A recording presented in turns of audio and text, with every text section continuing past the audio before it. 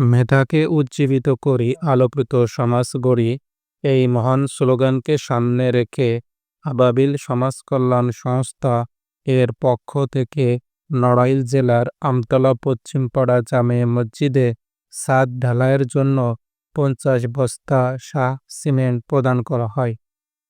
উক্ত মসজিদের সভাপতি মোহাম্মদ জান্নাত শেখ দীর্ঘদিন ধরে আমাদের সঙ্গে যোগাযোগ করেছিলেন এবং জানান যে ছাদ ঢালাইয়ের জন্য মোট 150 বস্তা সিমেন্ট প্রয়োজন। মুসল্লিদের জন্য উন্নত ও টেকসই নামাজের পরিবেশ নিশ্চিত করতে মসজিদের অবকাঠামো উন্নয়ন অপরিহার্য।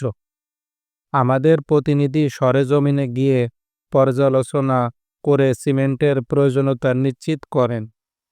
তারই ধারাবাহিকতায় প্রথম ধাপে 50 বস্তা সিমেন্ট প্রদান করা হয়। উত্তোলন 28,250 টাকা, খরচ 28,250 টাকা। আল্লাহ আমাদের এই ক্ষুদ্র প্রয়াস কবুল করুন এবং সকল সহযোগীদের উত্তম প্রতিদান দিন।